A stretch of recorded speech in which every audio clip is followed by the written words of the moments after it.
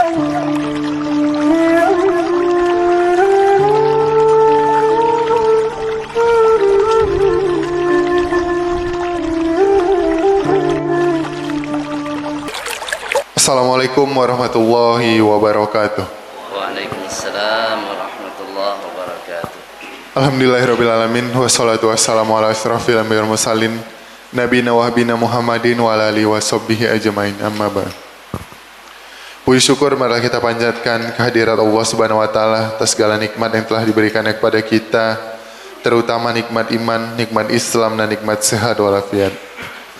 Salat serta salam semoga terlimpah curahkan kepada junjungan kita Nabi Muhammad SAW, pada keluarga, sahabat dan para pengikutnya, dan yang mana mudah-mudahan kita termasuk ke dalam ikut beliau yang istiqomah menjalankan sunnahnya hingga akhir zaman. Amin ya rabbal alamin.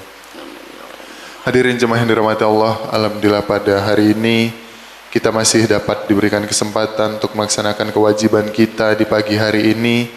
Yang pertama melaksanakan sholat subuh berjamaah, dan yang kedua insya Allah dilanjutkan dengan kewajiban kita dalam menuntut ilmu. Alhamdulillah pada pagi hari ini telah hadir bersama kita yang kita muliakan Kiai Haji Arwani Amin LC MPDI yang akan menyampaikan tausiahnya dengan mengambil tema menggapai kesempurnaan sholat berjamaah. Baik, untuk itu kepada yang kita muliakan Kiai Haji Arwani Amin LC MPDI dipersilahkan untuk menyampaikan tausiahnya. Terima kasih. Assalamualaikum warahmatullahi wabarakatuh. Waalaikumsalam. Assalamualaikum warahmatullahi wabarakatuh.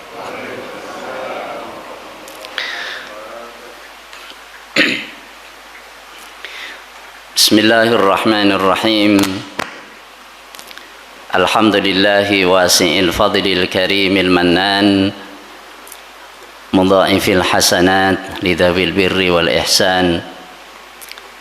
Asyhadu an la ilaha illallah wa asyhadu anna Muhammadar Rasulullah, syahadatan nadakhiruha li yaumi liqa'ir rahman. Allahumma salli wa sallim ala nabiyyina wa habibina Muhammad wa ala alihi wa ashabihi wa tabi'ina lahum bi ihsan, amma ba'd. Para sesepuh yang saya muliakan, segenap pengurus DKM Masjid An-Nur yang saya hormati, jamaah salat subuh, para bapak dan para ibu, para remaja, anak-anak semuanya yang saya cintai. Alhamdulillah, segala puji bagi Allah, kita panjatkan syukur kepadanya yang atas karunia-Nya. Allah berikan kesehatan kepada kita, Allah ringankan langkah kita, Allah riangkan hati kita untuk bersama-sama tunaikan sholat subuh berjamaah. Semoga menjadi sholat yang membuka keberkahan dalam kehidupan kita hari ini dan hari-hari berikutnya. Amin ya rabbal alamin. Jamaah sekalian, tema kita pagi ini adalah apa tadi? Menggapai kesempurnaan sholat berjamaah. Menggapai kesempurnaan sholat berjamaah. Jamaah sekalian, bahwa sholat berjamaah sudah sama-sama kita tahu tentang keutamaannya. Maka tentang keutamaan sholat berjamaah tidak kita bahas pagi ini. Yang akan kita bahas adalah untuk menggapai kesempurnaan sholat berjamaah itu ada sholat jamaahnya itu sendiri, dan ada rangkaian sebelum pelaksanaan sholat berjamaah. Rangkaian itu termasuk kita berangkat dari rumah. Itu bagian rangkaian yang akan berdampak kepada tingkat kesempurnaan sholat berjamaah kita. Jadi ada pra sholat berjamaah, ada saat pelaksanaan sholat berjamaah. Yang dibahas yang mana dulu ini? pra sholat berjamaah atau langsung sholat berjamaahnya? Pranya dulu ya. Hai. Kalau begitu kita akan bahas tentang sebelum sholat berjamaah, rangkaian pra sholat berjamaah. Kita dipanggil untuk sholat berjamaah ini melalui panggilan yang disebut adzan. Maka di antara rangkaian itu adalah bagaimana sikap kita terhadap adzan. Kan ada orang yang adzan dikumandangkan, mengikuti adzan itu tidak, ya. Bahkan doa setelah adzan juga pun tidak. Dan ini akan berdampak pada seberapa tingkat kesempurnaan sholat berjamaah. Jadi prasolat berjamaah ini yang pertama adalah merespon adzan. Yang pertama apa? Merespon adzan. Bagaimana respon kita ketika adzan dikumandangkan? Respon kita yang diajarkan oleh Nabi adalah menirukan. Menirukan. Dan menirukan itu tidak sulit. Ketika muadzin mengumandangkan Allahu Akbar, Allahu Akbar, menirukannya perlu hafalan nggak? Nggak perlu kan ya? Gampang apa sulit? Gampang. Mudah apa susah? Mudah. Tapi apakah setiap dikumandangkan adzan kita kemudian otomatis merespon dan menirukannya? Urung karuan. Belum tentu. Betul nggak? Iya. Itulah taufik dari Allah Subhanahu wa taala. Jadi kalau orang dimudahkan untuk merespon adzan dengan cara menirukannya, alhamdulillah orang ini mendapatkan taufik dari Allah Subhanahu wa taala. Nabi kita Muhammad sallallahu alaihi wasallam telah bersabda, "Idza sami'tumun nidaa faqulu mithla ma yaqulul muadzin." Hadis riwayat Imam Bukhari. Apabila kalian mendengar panggilan, maksudnya panggilan adzan, maka ucapkanlah oleh kalian seperti yang diucapkan oleh muadzin. Berarti tinggal menirukan saja. Ketika dilanjut dengan asyhadu an la ilaha illallah, kita ikuti asyhadu an la ilaha illallah. Begitu juga ketika syahadat Rasul, asyhadu anna Muhammadar Rasulullah, kita ikuti pula seperti yang diucapkan oleh muadzin, kecuali hayya 'alas shalah dan hayya 'alal falah. Cara menirukannya bukan kita ikuti hayya 'alas shalah, bukan kita ikuti dengan mengucapkan hayya 'alal falah, melainkan kita jawab dengan la haula wala quwwata illa billah. Artinya la haula tiada daya, wala quwwata dan tiada kekuatan, illa billah kecuali dengan pertolongan Allah. Kita dipanggil yuk salat, tiada kekuatan, tiada daya dan upaya kecuali dengan pertolongan Allah. Artinya apa? Kita minta tolong sama Allah. Ya Allah, tolong saya untuk bisa menyambut panggilan salat.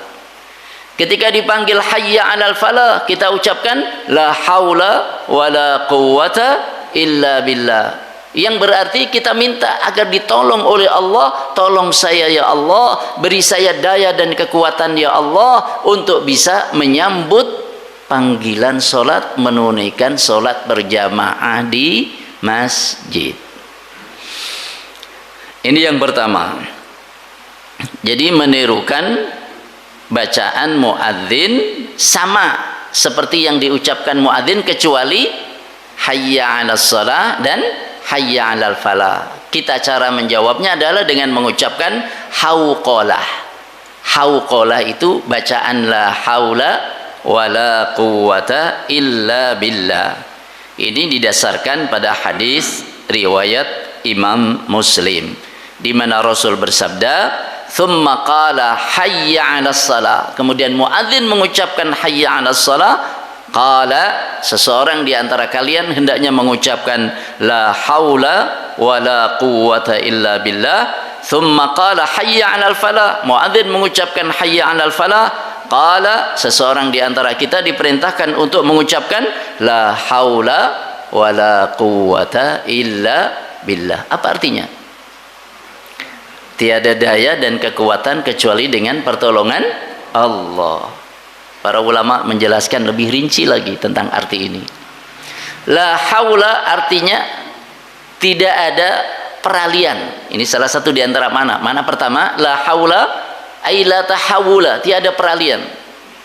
Dari duduk berdiri. Dari duduk berdiri, kebalik ya. Iya. Dari diem kemudian bicara. Kemudian dari satu tempat ke tempat yang lain. Dari susah menjadi gembira, menjadi senang. Dari miskin menjadi kaya. Tiada peralihan, la haula, dari keadaan kepada keadaan yang lain, wala quwwata, dan tiada kekuatan untuk melakukan peralihan itu illa billah, kecuali dengan pertolongan Allah. Ini makna pertama. Makna yang kedua, la haula, tiada daya. Maksudnya di sini adalah tiada daya untuk mendatangkan kemaslahatan, wala quwwata, dan tidak ada kekuatan, atau la haula, tiada daya untuk menolak keburukan, wala quwwata, dan tiada kekuatan untuk mendatangkan kemaslahatan dan kebaikan illa billah, kecuali dengan pertolongan Allah. Jadi kebaikan itu datang kepada kita, keburukan itu dijauhkan dari kita billah, dengan pertolongan Allah. Makna yang kedua. Makna yang ketiga, tiada daya untuk meninggalkan perbuatan maksiat dan tiada kekuatan untuk melakukan ketaatan kecuali dengan pertolongan Allah. Kita bisa hindari maksiat dan kita bisa lakukan ketaatan, termasuk sholat berjamaah. Itu adalah taufik, pertolongan dari Allah. Maka kita sebut la haula wala quwwata illa billah. Itu ucapan tawakal. Jadi pra sholat berjamaah yang pertama apa? Merespon adzan dengan cara menirukannya. Kemudian yang kedua, dengan apa cara? Dengan cara apa? Doa setelah adzan. Doa setelah adzan. Karena adzan ini bukan untuk yang pertama kali dalam kehidupan kita. Sholat subuh tadi kan bukan yang pertama kan? Udah sering, ya.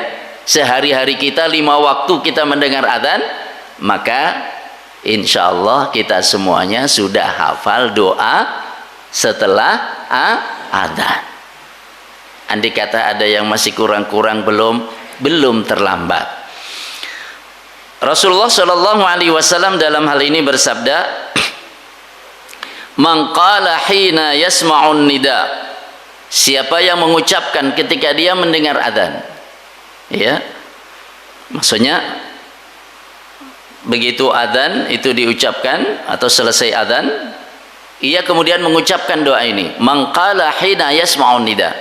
Siapa yang mengucapkan ketika dia mendengar adzan, begitu adzan selesai, ia mengucapkan, "Allahumma rabba hadhihi ad-da'wati tammah was-salatil qa'imah ati Muhammadanil wasilata wal fadilah wab'athu maqaman mahmudan alladhi wa'adtah." Siapa yang membaca doa ini, kata Nabi, hadlat lahu syafa'ati yaumal qiyamah, maka pasti ia mendapatkan syafaatku pada hari kiamat. Ya, hadisnya diriwayatkan oleh Imam Bukhari. Jadi siapa yang membaca doa ini setelah adzan, kata Nabi, halal lahu baginya syafaati, syafaatku yaumal qiyamah, pada hari kiamat. Dengan kata lain, pasti dia mendapatkan syafaatku nanti pada hari kiamat. Kan setiap kita menginginkan kan pembelaan dari Nabi di hadapan Allah Subhanahu wa taala. Ini umatku ya Allah, ini orang ahli tauhid ya Allah, ini orang ahli ibadah ya Allah. Kita ingin dibela oleh Nabi Muhammad. Dan siapa membaca doa ini setiap dia mendengarkan adzan, selesai adzan dia baca doa ini, dijamin oleh Rasul nanti akan dibela oleh Rasul sallallahu alaihi wasallam, mendapat syafaatnya pada hari kiamat. Tentu kita semuanya menginginkannya, betul? Semoga kita termasuk ahli syafaat. Amin ya rabbal alamin. Diutamakan ketika seseorang sebelum membaca doa ini ia baca sholawat atas Nabi. Kalau dalam hadis yang baru saja saya bacakan langsung doanya. Di dalam hadis yang lain disebutkan tentang anjuran bersolawat Nabi sebelumnya. Idza sami'tumul muadzin, hadisnya riwayat Imam Muslim, kalau kalian mendengar muadzin mengumandangkan adzan, faqulu mithla ma yaqul, ucapkanlah seperti yang ia ucapkan. Tadi sudah kita terangkan. Tsumma sallu alayya, kemudian bersolawatlah untuk saya. Jadi begitu selesai adzan, kita tirukan adzan itu, kata Nabi, tsumma sallu alayya, kemudian bersolawatlah kalian alayya kepada saya. Kenapa? Fa innahu man shalla alayya salatan sallallahu alaihi biha asyran. Karena sesungguhnya siapa yang bersolawat untukku satu kali, Allah bersolawat untuknya 10 kali. Jadi nggak main-main. Siapa yang solawat kepada kita? Allah. Kita solawat sekali kepada Nabi, untuk Nabi, Allah solawat untuk kita 10 kali. Jadi kalau kita bersolawat Nabi, siapa yang untung? Kita. Nabi mau udah dijamin oleh Allah di surga. Tapi kita bersolawat Nabi, tanda kita cinta Nabi. Kita bersolawat Nabi, tanda bahwa kita tahu budi. Kita bersalawat Nabi, tanda bahwa kita merespon perintah Allah, ya ayyuhalladzina amanu sallu alaihi wa sallimu taslima. Ya. Jadi sebelum kita membaca Allahumma rabba hadhihi da'wati tammah tadi yang kita baca, ya, kita baca salawat terlebih dahulu. Allahumma salli ala sayyidina Muhammad wa ala ali sayyidina Muhammad, atau Allahumma salli wa sallim ala sayyidina Muhammad, atau Allahumma salli wa sallim ala Muhammad. Silahkan bacaan salawat atas Nabi dengan berbagai redaksi yang kita hafal. Tidak usah dipersulit. Mana yang mudah bagi kita, ucapkan. Ya Rabbi salli ala Muhammad, Ya Rabbi salli alaihi wa sallim. Boleh. Terus Allahumma rabba hadhihi da'wati tammah. Silakan. La tuhajjir wasi'an aw la tudayyiq wasi'an. Jangan mempersempit sesuatu yang luas. Jamaah sekalian, ini yang pertama, merespon adzan. Merespon adzan. Ini pra salat jamaah. Kemudian yang kedua adalah bersuci.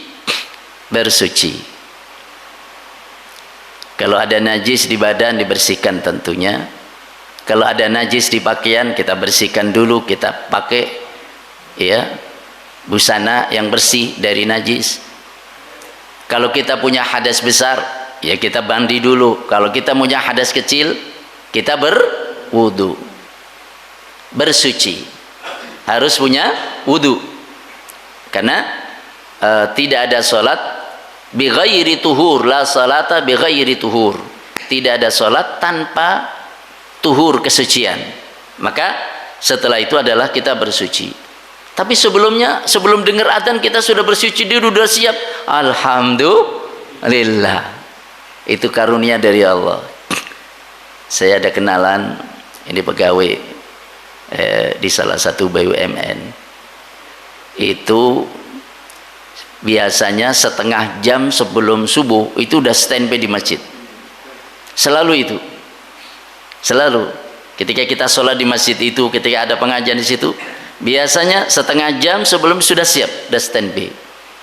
Dan ceritanya beliau itu kalau sudah jam 3 malam, 3 pagi, jam 3 pagi itu rumah udah kayak siang.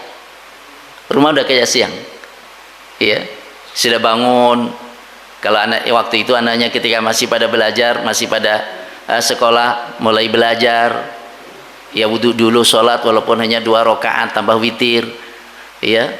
Ibu kemudian bersih-bersih, menyiapin minum, makan untuk sarapan, Masya Allah. Jadi jam 3 sudah kayak siang. Di sebagian keluarga ada yang jam 7 masih kayak malam. Jam 7 masih kayak malam. Gimana? Berkah ini. Padahal doa Nabi, Allahumma barik li ummati fi bukuriha. Ya Allah, berkailah umatku dalam aktivitas mereka di pagi hari. Jadi berikutnya adalah bersuci. Dalam hal ini Rasul sallallahu alaihi wasallam bersabda, hadisnya sahih diriwayatkan oleh Imam Muslim, man tatahhara fi baitihi, siapa yang bersuci di rumahnya. Kita biasanya wudunya di rumah apa di masjid? Alhamdulillah. Boleh nggak di masjid? Ya boleh. Jangan sampai pengurus masjid bilang ngabis-ngabisin air aja lo. Buat apa orang amal kalau nggak dipakai ya? Tapi kalau bisa sholat, kalau bisa wudu di rumah lebih baik, karena nanti akan lebih persiapannya lebih bagus. Ini kan ingin sempurna jemaah kita. Jadi dari rumah sudah siap. Man tatahhara fi baitihi, siapa yang bersuci di rumahnya, berwudu di rumahnya. Thumma masya ila baitin min buyutillah, kemudian ia berjalan ke rumah di antara rumah-rumah Allah, maksudnya ke masjid. Ya. Jadi kalau ada sesuatu disandarkan kepada nama Allah, menunjukkan mulianya sesuatu itu. Rumah Allah, maksudnya berarti rumah ini mulia. Hamba Allah, berarti orang ini mulia. Semakin orang menghamba kepada Allah, semakin tinggi kemuliaannya. Begitu. Kemudian ia berjalan menuju rumah di antara rumah-rumah Allah. Untuk apa? Liyaqdiya fariidatan min faraidillah. Untuk menunaikan satu fardu di antara hal-hal yang difardukan Allah. Salat subuh fardu. Jadi kalau tadi kita berangkat dari rumah, setelah bersuci kita berjalan untuk menunaikan salat fardu di antara salat-salat fardu yang diwajibkan oleh Allah. Apa kata Nabi berikutnya?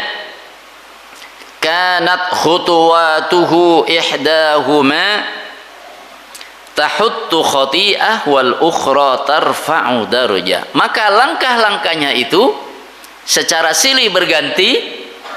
Langkah-langkahnya itu, langkah demi langkahnya itu menghapuskan dosa dan meninggikan derajat. Bapak, ada ibu di atas? Mendengar dengan jelas? Alhamdulillah, apa kabar? Sudah sarapan? Hah? Sama dong. Masya Allah. Jadi langkah demi langkahnya itu menghapuskan dosa, meninggikan derajat. Asyik gak itu langkahnya? Nikmat gak itu langkahnya? Nikmat. Indah gak langkah-langkah itu? Indah.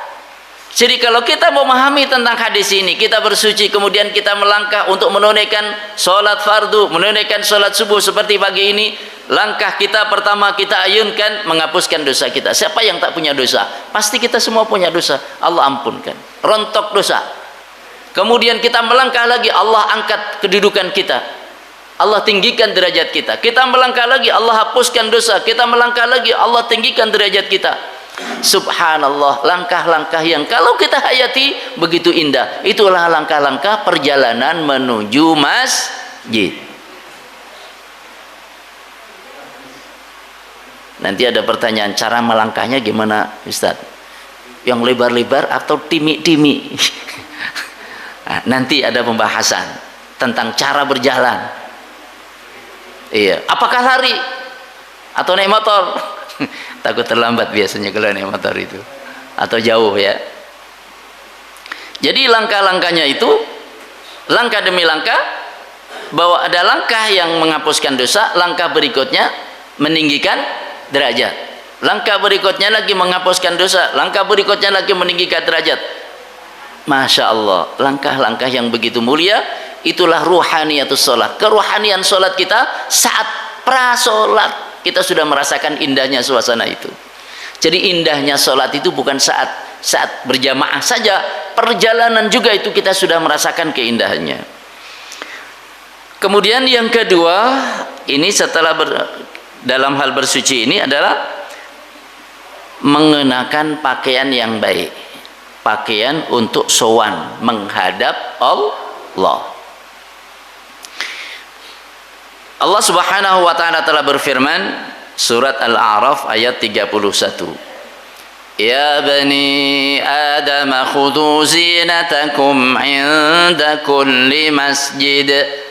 Ya bani Adam, wahai anak cucu Adam. Kita anak cucu siapa? Nabi Adam. Berarti kita keturunan Nabi. Karena kita keturunan Nabi Adam, jangan bikin malu engkong kita. Engkong kita ahli taat, ahli ibadah kepada Allah, kita ikuti jejaknya menjadi orang yang ahli ibadah kepada Allah. Ya bani Adam khudhu zinatakum, kenakanlah zinatakum, pakaian yang indah kalian, perhiasan kalian, inda kulli masjid, setiap kali ke masjid. Kalau terjemahan Kemenak di sini saya catatkan, wahai anak cucu Adam, pakailah pakaianmu yang indah pada setiap memasuki masjid. Al-A'raf ayat 31. Kalau kita baca dalam kitab tafsir As-Sa'di umpamanya, di sana disebutkan ayat ini menerangkan tentang perintah menutup aurat dalam salat. Sebab kalau orang tidak menutup aurat dalam salat, salatnya tidak sah. Ini yang pertama. Yang kedua, ayat ini juga bisa memberi makna, bukan hanya sekedar menutup aurat sehingga tidak tampak auratnya dalam salat, melainkan juga ada anjuran untuk mengenakan pakaian yang baik, yang bersih dan layak. Bersih dan layak. Makanya sering kita sampaikan ke anak-anak ke masjid, pakai kaos, umpamanya kaosnya gambarnya umpamanya ida itu ya, ujas ujus ini, nanti belakangnya Allahu Akbar, maca ida itu ujas ujus lah, nggak benar. Apalagi gambarnya tengkorak kemudian melet mulutnya lah, ini ganggu suasana sholat. Maka kenakanlah pakaian yang baik, menutup aurat pertama, yang kedua bersih, yang ketiga adalah pakaian yang layaknya kita menghadap Allah Subhanahu wa ta'ala. Pakai kemeja atau ada yang pakai jubah, ada pakai, silakan ya. Menutup aurat, bersih, pakainya itu baik ya. Tidak harus baru dan tidak harus mahal. Jemaah sekalian, ini yang kedua, bersuci ya. Termasuk bersuci ini adalah setelah itu kesucian pakaian tadi yang kriterianya kita sebutkan. Kemudian yang ketiga, menuju masjid. Ketika kita keluar rumah biasanya baca apa? Bismillah tawakkaltu 'alallah la haula wala quwwata illa billah. Kita keluar dari rumah mau kemana, baca ini. Termasuk ke masjid, baca ini juga. Ada nggak doa yang lain ketika kita keluar rumah? Ada. Allahumma inni a'udzubika an adilla aw udalla aw azilla aw uzalla aw adlima aw udlama aw ajhala aw yujhala alayya. Biasanya kita ajarin ke para jamaah calon haji, ya Allah, aku berlindung kepadamu jangan sampai aku sesat atau disesatkan, jangan sampai aku tergelincir atau digelincirkan ya, jangan sampai aku berlaku zalim atau diperlakukan zalim oleh orang lain. Susah ya doanya banyak? Enggak susah. Itu kalau mau. Kalau apa? Mau. Andai kata enggak lah, saya enggak mau, udah pokoknya keluar aja. Dosa kah? Enggak dosa. Enggak. Oh, enggak wajib kok. Gitu? Enggak wajib. Cuman kita diajarkan untuk ada connect dengan Allah selalu. Al-waslu billah. Ada komunikasi dengan Allah. Sebab kalau orang dalam sepak terjang kehidupannya ada komunikasi dengan Allah, hidupnya kuat, hidupnya tentram, hatinya kokoh, dikuatkan Allah Subhanahu wa ta'ala. Karena kalau orang senantiasa hubungannya dekat dengan Allah, akan dikuatkan oleh Allah Subhanahu wa ta'ala. Dan tantangan kehidupan ini kan banyak, persoalan kehidupan juga banyak. kita perlu kekuatan hati. Di antara caranya adalah kita banyak zikir kepada Allah Subhanahu wa taala. Jadi itu bukan menyulitkan, bukan. Bagi yang punya kelonggaran silahkan. Bagi yang ingin lebih dekat dengan Allah silahkan. Iya. Biasanya ibu kalau makan kan cukup ya, ada nasi, betul nggak? Ada lauk, begitu? Ada sayur, ya. Ada buah, ya. Oh komplit kalau gitu ya. Ada susu. Ada sebagian orang yang penting ada nasi, ada tempe, cukup, gitu kan? Yang penting ada nasi, ada sayur, cukup. Beda-beda kan orang? Iya. Begitu juga kita dalam ibadah itu lah, yang penting sholat wajib, zuhur, asar, maghrib, isya, subuh. Nambah sholat sunnah yang oral lah, enggak. Tok til itu aja 17 rakaat. Yo silahkan.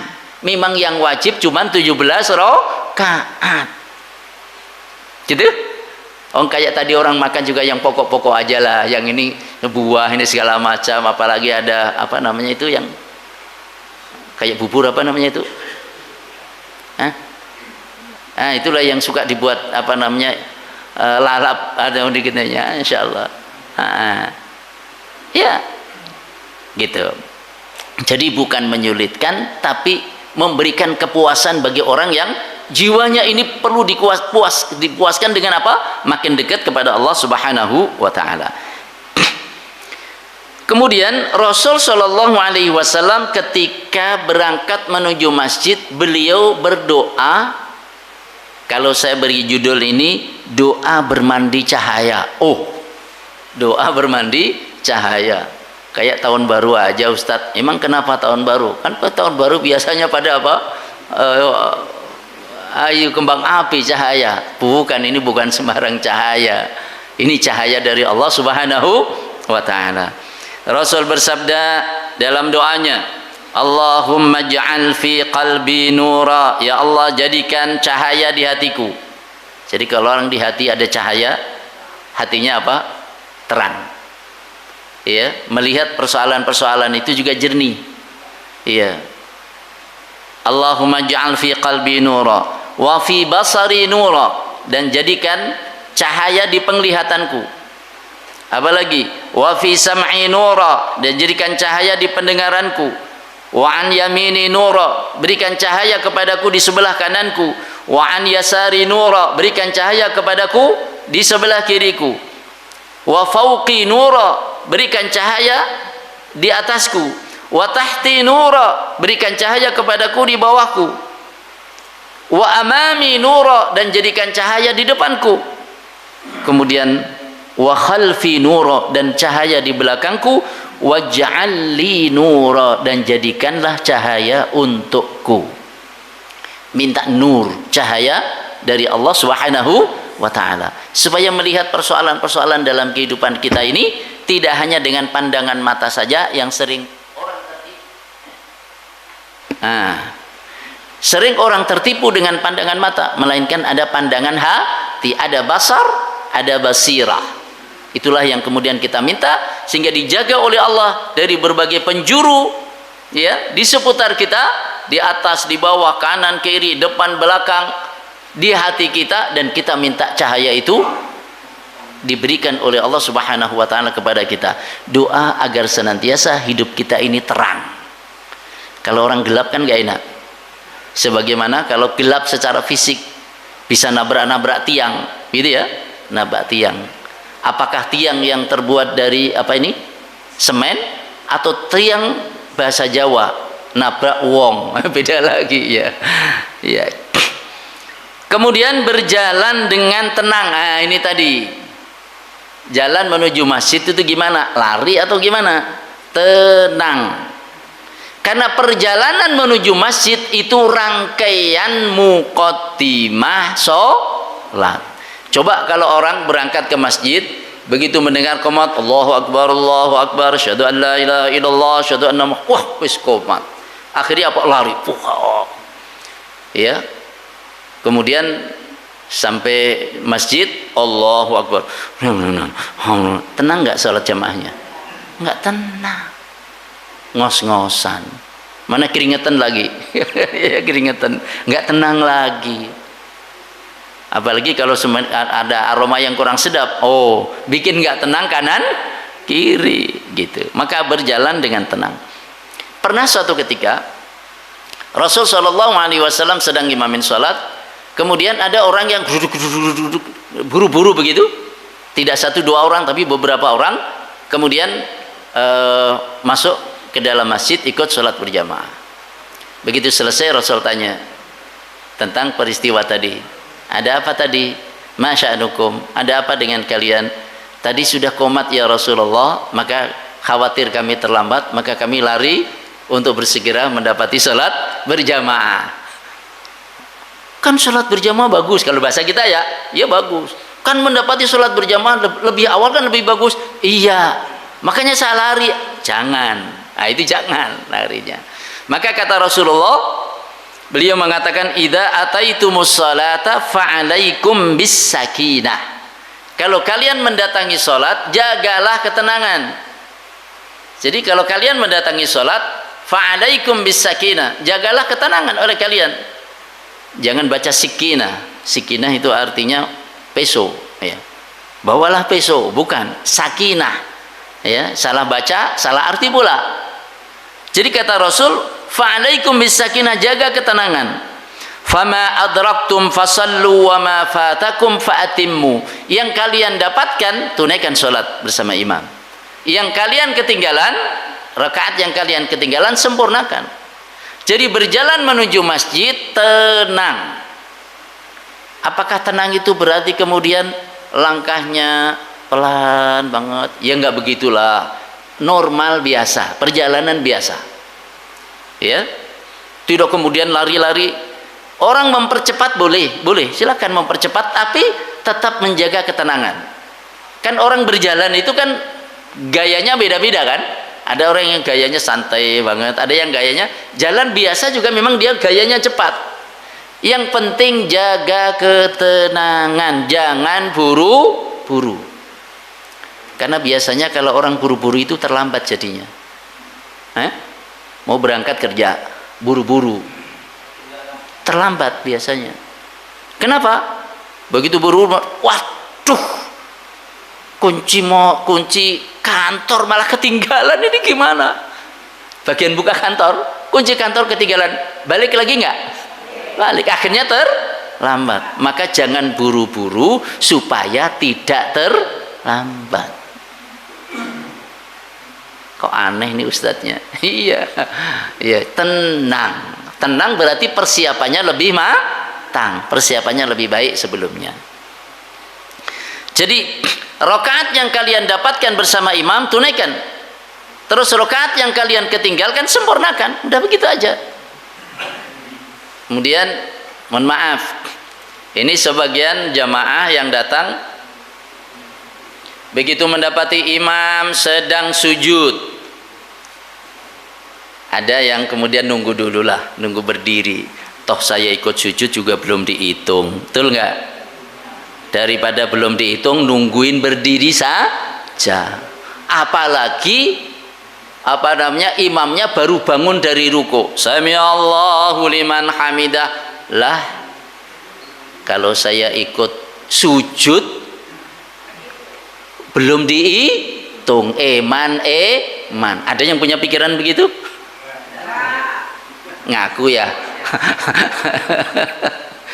Iya, bahkan anak-anak, saya kadang perhatiin itu anak-anak sudah di masjid duduk dulu begini, duduk santai begini, namanya anak-anak ya, duduk dulu begitu. Wa amma bi ni'mati rabbika fahaddits, baru dia bangun kemudian Allahu Akbar langsung ikut sujud. Hemat tenaga, enggak ikut bacaan imam ketika baca Fatihah, enggak ikut bacaan surat. Begitu surat selesai mau rukuk baru Allahu Akbar, padahal di situ duduk. Ada enggak yang kayak gitu anak-anak? Nah, maka difahamkan ini. Yang kalian rakaat yang kalian dapati bersama imam tunaikan. Yang kalian ketinggalkan sempurnakan. Jadi kita masuk masjid mendapati imam dalam keadaan sujud, ikut sujud, Allahu Akbar, kemudian ikut sujud. Kita mendapati imam sedang ruku, Allahu Akbar, kita ikut ruku. Kita mendapati imam lagi bangun dari sujud, mau berdiri, ya, Allahu Akbar, kita lagi takbir Allahu Akbar, imamnya berdiri. Kita perlu sujud dulu nggak? Ya nggak usah, ya sudah berdiri, imamnya sudah berdiri, ya udah kita berdiri saja. Jadi yang kali kita dapati, ikuti, ya, sesuai dengan kita mendapati imam itu. Kalau kita mendapati rukuk, memang itu dihitung rakaat. Mendapati sujud tidak dihitung rakaat. Walaupun begitu, kita tetap mengikuti imam. Ini sabda Nabi. Rakaat yang kalian dapati atau kalian dapati imam dalam keadaan apa? Tunaikan sholat bersamanya, dan yang kalian ketinggalkan sempurnakan. Ketinggalan 1 rakaat tambah 1 rakaat. Begitu. Kemudian yang keempat, masuk masjid. Kan ada jalan tuh. Masuk masjid. Masuk masjid. Jangan sampai, mohon maaf, orang nggak bisa bedain antara masuk masjid dengan masuk WC. Hah? Mau kaki kanan dulu, mau kaki kiri, nggak pernah kepikir, gitu kan? Jangan sampai, karena ini amalan kita hari-hari. Masuk masjid, dahulukan kaki kanan. Keluar masjid, dahulukan kaki kiri. Pakai baju, dahulukan tangan kanan. Buka baju, dahulukan tangan kiri. Oh gitu ya? Iya. Pakai sendal, dahulukan kanan. Ngelepas sendal, dahulukan kiri. Perlu diulang apa?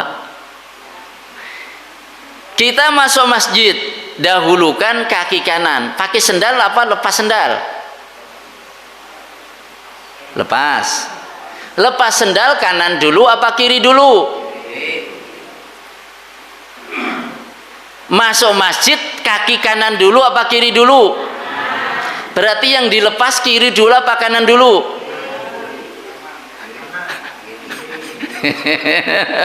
Mulai beda pendapat di antara para ulama. Jadi kalau pakai sendal, pakai baju atau celana kanan dulu. Kalau melepas kiri dulu. Berarti sebelum masuk masjid ngelepas sendal kan? Pakai cara adab ngelepas sendal. Tapi saya suka-suka kanan dulu. Boleh, silahkan. Tapi ini adabnya kurang bagus. Yang bagus mengikuti adab yang dicontohkan Nabi. Jadi kalau kita bisa, Nabi kalau ngelepas sendal kiri dulu, kita merasakan suasana itu, saya ikut Nabi, dapat pahala nggak? Ngelepas sendal dapat pahala. Kenapa? Mengikuti sunnah Nabi. Gitu. Kiri kita lepas, kemudian kanan kita lepas. Kemudian masuk masjid, kiri dulu apa kanan dulu? Kanan dulu. Setelah kita lepas yang kanan, baru kemudian kita langkahkan kanan, tangan apa kaki kanan kita. Biasanya sendalnya kemudian dirapikan atau dibiarin berantakan? Hah? Tergantung ya. Ada yang lah ini kelihatannya kalau dirapikan terlambat nanti, gitu ya. Kalau bisa dirapikan, rapikan. Kalau kondisinya ya monggo lah, itu sesuai dengan ini. Ya, tapi kalau bisa dirapikan akan lebih utama, akan lebih bagus. Ya, tertib. Kata Anas bin Malik mengatakan, minas sunnah idza dakhaltal masjid an tabda'a birijrikal yumna wa idza kharajta an tabda'a birijrikal yusra. Termasuk sunnah adalah kalau engkau masuk masjid, mulai kaki kananmu. Kalau engkau keluar dari masjid, mulai kaki kirimu. Ini masuk masjid kaki kanan, keluar masjid kaki kiri. Baik. Ini masuk masjid. Kemudian setelah itu adalah doa pembuka pintu-pintu rahmat. Doa pembuka pintu-pintu rahmat. Masuk masjid berdoa, idza dakhala ahadukumul masjid. Nah, nanti idza dakhala ahadukumul masjid. Kalau salah seorang di antara kalian masuk masjid, falyaqul, maka ucapkanlah, Allahumma ftahli abwaaba rahmatik. Ya Allah, bukakan untukku pintu-pintu rahmatmu. Jadi dari doa ini membuka suasana harapan yang begitu kuat. Allahumma ftahli abwaaba rahmatik. Ya Allah, bukakan untukku pintu-pintu rahmatmu. Bukan hanya satu pintu, pintu-pintu rahmatmu yang banyak itu bukakan untukku ya Allah. Kemudian kita buka pintu masjid. Masya Allah, buka pintu masjid, terbaca doa minta dibukakan pintu-pintu rahmat oleh Allah Subhanahu wa taala untuk diri kita. Wa idza kharaja, dan apabila keluar, falyaqul, maka ucapkanlah, Allahumma inni as'aluka min fadlik. Ya Allah, sesungguhnya aku mohon kepadamu dari anugerahmu. Ini kan hari-hari. Kalau kita bisa membaca ini, subhanallah. Masuk masjid sebelum sholat sudah mendapatkan nilai ini. Dari nilai ngelepas sendal, mengikuti sunnah Nabi, berpahala. Kemudian kita melangkahkan kanan dulu, mengikuti tuntunan Nabi, berpahala lagi. Kita kemudian Allahumma ftahli abwaaba rahmatik. Subhanallah, dibukakan pintu-pintu rahmat oleh Allah. Begitu juga nanti ketika keluar, Allahumma inni as'aluka min fadlik. Ada nggak tulisannya di depan masjid? Ada. Masya Allah, alhamdulillah. Terus perlu sholawat nggak? Ada keterangan tentang sholawat. Tapi kalau sekiranya seseorang mau meringkaskan dengan doa ini saja, silahkan. Tapi kalau ada kelonggaran untuk membaca sholawat Nabi sebelumnya, baru baca doa ini, itu juga dianjurkan oleh Nabi kita Muhammad sallallahu alaihi wasallam. Maka di pintu Masjid Nabawi, ya, itu tulisannya begini, assalatu wassalamu ala rasulillah, bismillah wassalatu wassalamu ala rasulillah, Allahumma gfirli dhunubi waftahli abwaaba rahmatik. Jadi beberapa hadis dihimpun jadi satu, menjadi doa. Memang agak sedikit panjang. Salawat atas Nabi, pertama bismillah, ini kebaikan, wassalatu wassalamu ala rasulillah, salawat salam atas Rasulullah. Kemudian Allahumma gfirli dhunubi waftahli abwaaba rahmatik. Jadi ada beberapa redaksi. Redaksi yang tadi kita bacakan adalah Allahumma ftahli abwaaba rahmatik. Kemudian setelah kita masuk masjid, kita sholat tahiyatul masjid. Tahiyat itu penghormatan al-masjid kepada masjid. Adab ketika kita masuk masjid, kita sholat 2 rakaat sebelum duduk. Tapi kita masuk masjid sudah qomat, Ustaz. Kalau sudah qomat, tidak ada sholat selain sholat bersama dengan imam. Jangan sampai qomat sudah, tapi kan nanti bacaan imamnya biasanya panjang. Saya bisa sholat tahiyatul masjid dulu 2 rakaat, agak singkat. Setelah itu nyusul, masih dapat 2 rakaat kok sama imam, nggak ketinggalan. Walaupun bacaannya panjang, tetap kalau kita masuk masjid sudah dikumandangkan iqamah untuk sholat, yang kita ikuti adalah sholat. Tidak ada sholat selain daripada sholat bersama imam kalau sudah dikumandangkan iqamah. Tentang tahiyatul masjid ini Rasul bersabda, hadisnya sahih riwayat Imam Muslim juga Imam Bukhari, idza dakhala ahadukumul masjid fala yajlis hatta yusalli rak'atain. Apabila salah seorang di antara kalian masuk masjid, janganlah duduk sebelum ia menunaikan salat 2 rakaat. Sebelum ia menunaikan salat 2 rakaat. Itulah yang dikenal dengan salat tahiyatul masjid. Kalau sekiranya seseorang mendapati imam sudah mulai takbiratul ihram, maka solatnya adalah solat fardu bersama dengan imam. Yang terpenting jangan duduk sebelum solat. Apakah tahiyatul masjid hukumnya adalah wajib? Tidak. Ini hukumnya Nah, sebisa mungkin kita berusaha untuk mengamalkannya. Sebab kadang-kadang orang masuk masjid ada satu urusan tapi tidak dalam keadaan punya wudu. Kalau dalam keadaan tidak punya wudu, ya jangan sholat, kecuali kalau mau wudu dulu. Kemudian dapatkan shaf yang utama, shaf utama, ya, shaf utama. Rasulullah sallallahu alaihi wasallam bersabda, "Lau ya'lamun nasu ma fin nida'i was-saffil awal."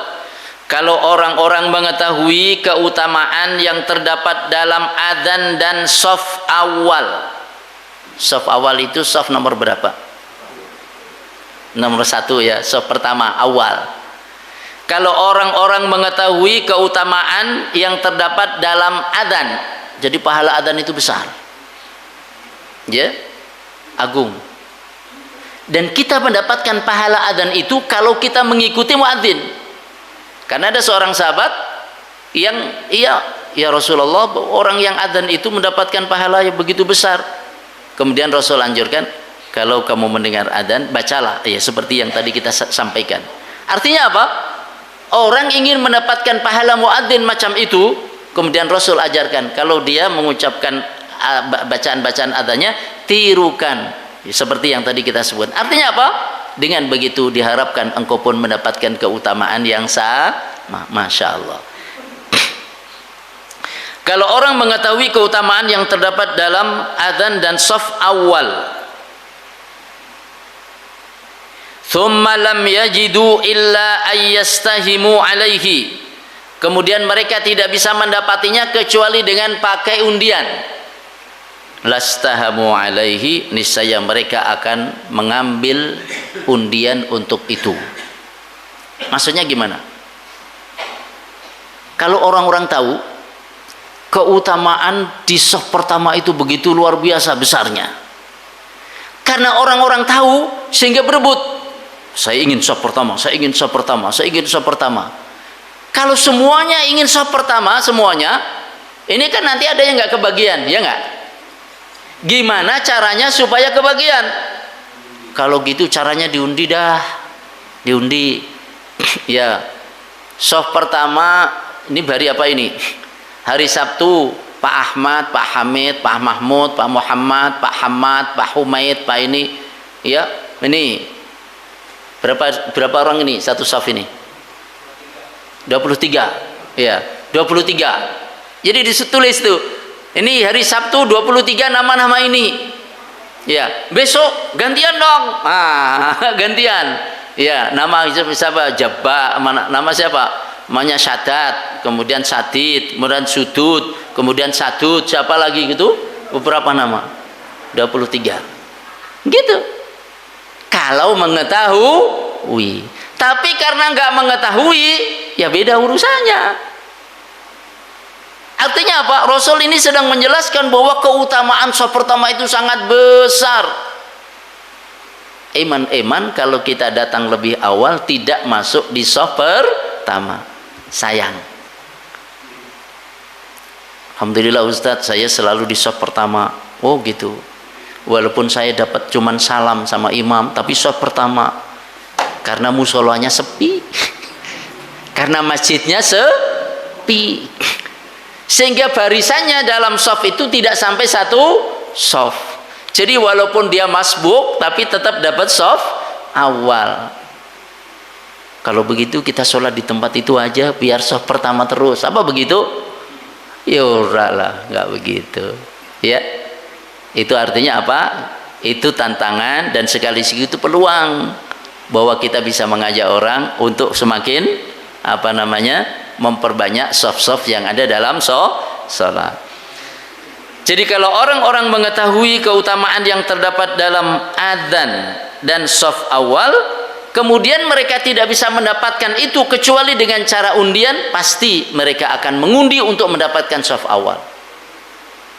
Ya, ada jalan pagi, hadiahnya mobil, ya, karcisnya gratis, tapi harus bawa pakai kupon, kuponnya gratis juga, hadiah dari siapa? Dari ketua DKM. Oh, keren bu, ketua DKM An-Nur jalan pagi ya, habis sholat subuh suruh hadiahnya apa? Mobil. Kan keren tuh Masjid An-Nur ya. Masya Allah. Kira-kira orang pada ngambil kupon nggak? Betul, ngambil nggak ibu? Ngambil supaya dapat apa? Mobil. Jadi kalau ada sesuatu yang begitu dinilai itu sangat berharga, orang akan berusaha untuk mendapatkannya. Begitu juga saf awal, begitu juga adzan. Itu begitu rupa berharga, begitu agung dan mulia. Maka orang berusaha untuk mendapatkannya. Untuk mendapatkannya susah, diundi dong gantian. Masya Allah.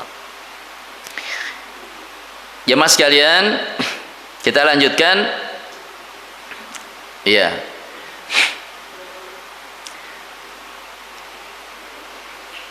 Doa antara adzan dan iqamah. Jadi kalau kita masuk masjid, tadi sholat tahiyatul masjid, dan kita berusaha untuk mendapati shaf yang awal. Biasanya kalau orang di shaf awal dengan shaf akhir itu gimana? Kalau sholat Jumat. Kalau sholat Jumat biasanya kalau orang di shaf terakhir itu biasanya datangnya lebih akhir dan pulangnya lebih awal. Betul nggak? Ya, sholat jamaah di shaf paling belakang itu biasanya datangnya paling akhir, pulangnya paling duluan. Kenapa paling duluan? Belum di pintu. Di pintu nanti ada yang mau keluar segala macam, ya udahlah ikutan keluar. Beda nggak dengan yang di depan? Biasanya yang di shaf awal pulangnya juga lebih akhir biasanya, gitu. Karena setelah sholat ingin wirid dulu, ya. Walaupun orang ada kebutuhan beda-beda ya. Suatu ketika orang ada hajat yang mendesak, tunaikan hajat itu, tidak mengapa. Tapi setidaknya kita wirid, baca istighfar 3 kali, baca Allahumma antas salam, la ilaha illallah, astagfirullah, astagfirullah, astagfirullah. Itu yang pendek ya, yang pendek. Ini kan orang dalam keadaan tertentu, mamanya kan? Allahumma antas salam, minkas salam, tabarakta ya dzal jalali wal ikram. La ilaha illallah wahdahu la syarika lahu lahul mulku wa lahul hamdu wa ala kulli syai'in qadir. Allahumma la mani alima atait wa la mu'tiya lima mana' wa la yanfa'u dzal jaddi min kalid. Jangan lupa baca ayat kursi. Jangan lupa baca ayat kursi setiap habis sholat. Karena apa? Siapa yang setiap habis sholat fardu baca ayat kursi, kata Nabi, lam yamna'hu min dukhulil jannah illa al-maut atau illa ayyamut. Siapa yang membaca ayat kursi setiap kali habis sholat fardu, tidak ada yang menghalanginya masuk surga kecuali karena ia belum mati. Loh, kok enggak masuk surga? Kenapa? Urung mati. Artinya jaminan dari Rasulullah kalau dia waktunya nanti meninggal dunia, ia termasuk ahli surga. Apa amalannya? Baca ayat kursi tiap habis sholat. Jadi kalau ada keutamaan amal begitu, jaga. Kemudian termasuk juga yang kita jaga, subhanallah 33, alhamdulillah 33, kemana? Allah Akbar 33, digenapi 100 dengan penutupnya, la ilaha illallah wahdahu la syarikalah, dan seterusnya. Siapa yang membaca itu, maka Allah ampunkan dosa-dosanya. Jadi setiap amalan yang mendatangkan ampunan Allah, setiap amalan yang mendatangkan balasan, kepastian surga dari Allah Subhanahu wa taala, sebisa mungkin kita jaga. Walaupun itu mudah, tak semuanya orang mudah melakukannya. Betul? Maka dari itu subhanallah, taufik dari Allah, la haula wala quwwata illa billah. Doa antara adzan dan iqamah, ini waktu mustajab. Antara adzan dan iqamah, jangan kita sepelekan.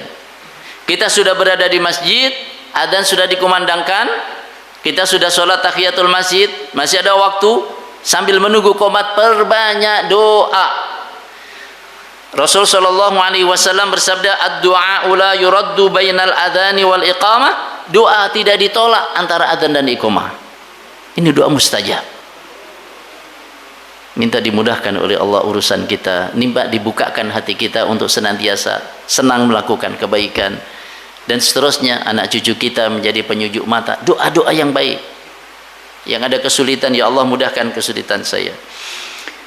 Kemudian yang terakhir, udah jam berapa nih? Jam 6 ya. Syuruk jam berapa? Iya, udah, ini penutup. Yang terakhir menunggu sholat. Menunggu sholat. Ada orang yang ditunggu sholat, ada orang yang menunggu sholat. Pilih yang mana? Mantap, menunggu sholat. Kalau menunggu sholat berarti belum sholat, udah datang apa belum? Dah. Kalau ditunggu sholat berarti nunggu kok. Ya, orang itu tingkatannya begitu. Menunggu sholat. Menunggu sholat itu bernilai sholat. Saya ulangi. Menunggu sholat itu nilainya, pahalanya seperti pahala sholat. Kita nunggu sholat. Mungkin kita baca apa zikir yang mampu kita baca la ilaha illallah, la ilaha illallah, atau baca subhanallah bihamdi, subhanallah bihamdi, atau kita baca astaghfirullah wa atubu ilaih, atau baca apa saja subhanallah walhamdulillah wa la ilaha illallah wallahu akbar. Saat kita menunggu sholat, kita mendapatkan pahala seperti sholat. Ya, apa dalilnya? Rasul sallallahu alaihi wasallam bersabda, "Wala yazalu ahadukum fi salatin man tadhara as-salah." Rawahul Bukhari.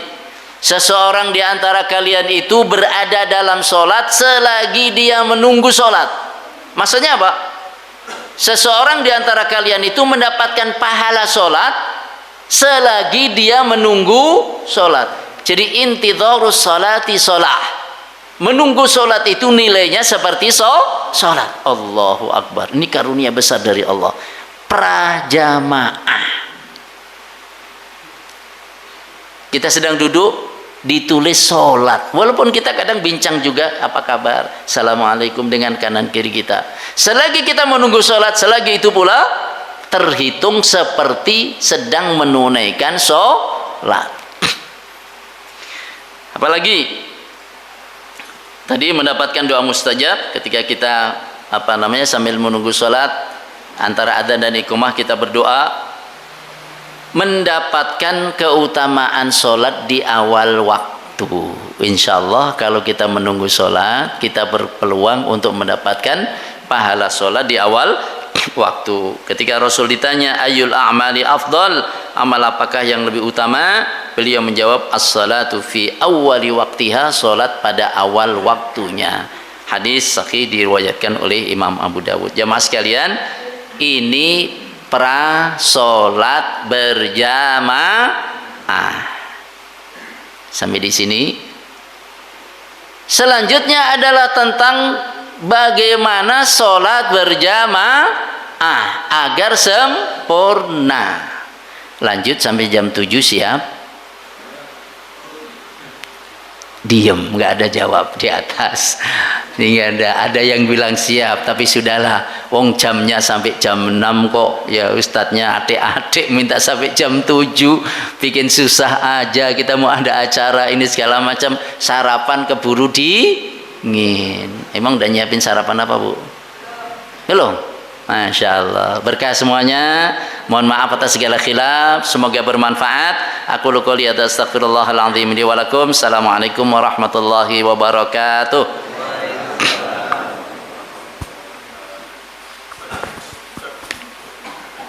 Kenapa?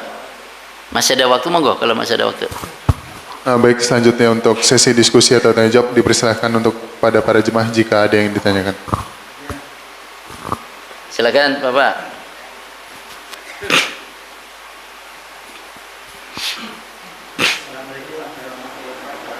Waalaikumsalam warahmatullahi wabarakatuh. Terima kasih waktunya. Ada yang ingin saya tanyakan kepada guru kita Ustadz.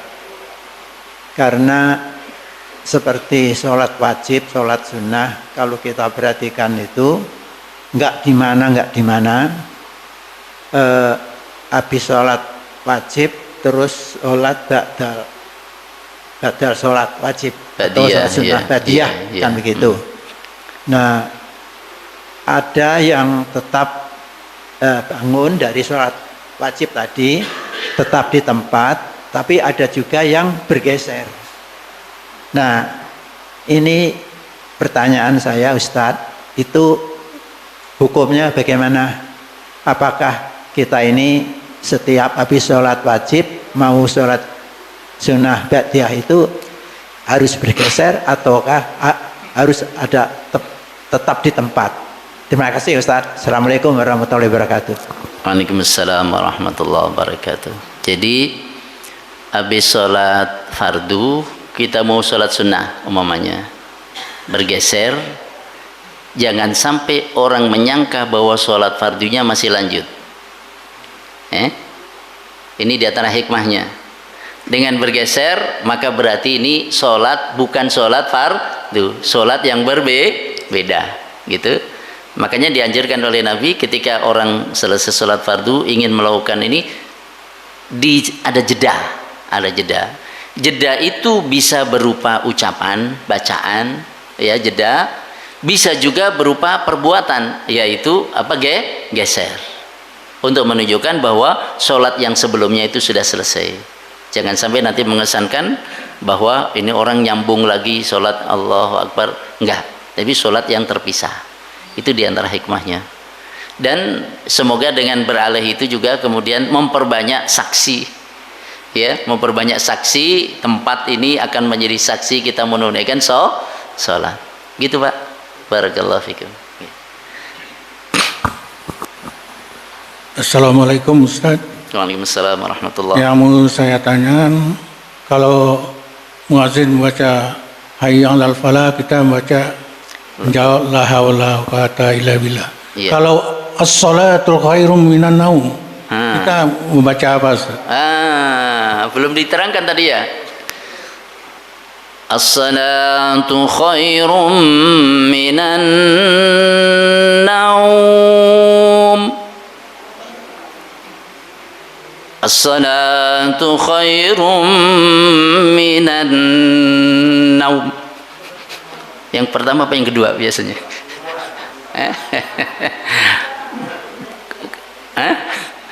Iya, ada yang pertama, ada yang kedua lah. Iya. Terus gimana? Pokoknya kalau bukan Quran tidak harus pakai tajwid. Ya. La ta'khudhuhu sinatu wa la naum. Gitu bacanya ya? Boleh, imam harus begitu. Ini baca Quran ya? Harus pakai tajwid nih. La ta'khudhuhu sinatu wa la naum. Lahu ma fis samawati wa ma fil ard. Enggak boleh kalau dalam bacaan Quran itu Allahu la ilaha illa huwal hayyul qayyum la ta'khudhuhu sinatun wa la naum. Enggak boleh. Harus panjang. Tajwid. Tapi kalau adzan kan bukan Quran. Iya kan? Andai kata dibaca panjang kayak baca tajwid dalam Quran, silahkan. Mau baca as-salatu khairum minan naum, silahkan. Ya. Sajakan sampai diganti aja yang lain. Nah.